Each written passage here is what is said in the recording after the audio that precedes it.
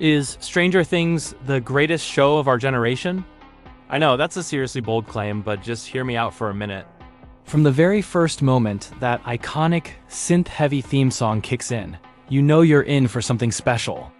You're not just watching a TV show. You are being physically transported back in time. It doesn't even matter if you grew up in the 80s or not. The Duffer Brothers have managed to create a world that feels both deeply nostalgic and completely fresh and new at the same time.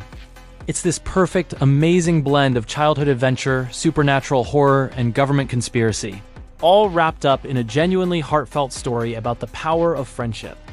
Let's start with the kids, or I guess the not-so-kids anymore. The casting for this show is just phenomenal, right? You've got Mike, the loyal leader of the group. Dustin, the hilarious brains of the operation. Lucas, the pragmatic and often skeptical voice of reason. And Will, the boy who literally survived the Upside Down. And of course, there's 11. Millie Bobby Brown's performance is nothing short of legendary. She brings so much power and so much vulnerability to a character who starts out with almost no words at all. Watching their friendships evolve, facing down Demogorgons and Mind Flayers together, that is the absolute core of the show. It's their bond, their unwavering loyalty to each other, that makes you believe they can conquer anything the world or another dimension throws at them. But it's not just about the kids. The older teens, Nancy, Jonathan, and the undisputed king of character development, Steve the Hare, Harrington, have their own incredible journeys.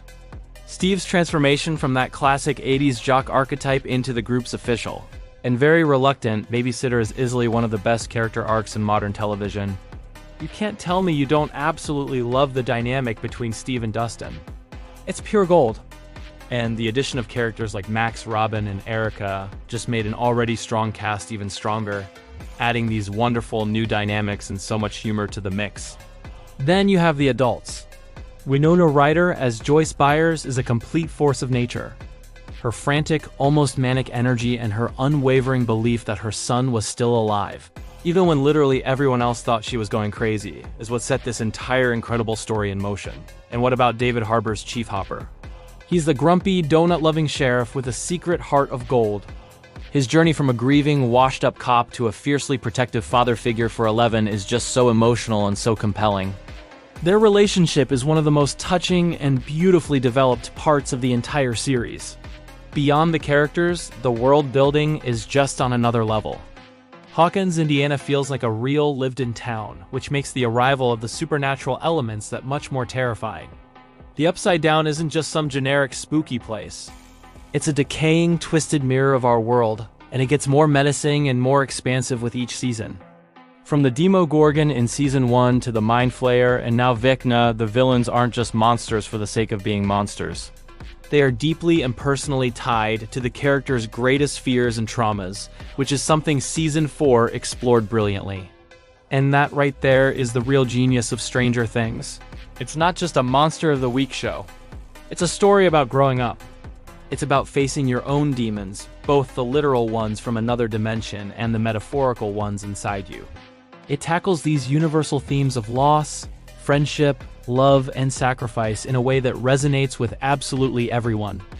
And all those 80s references.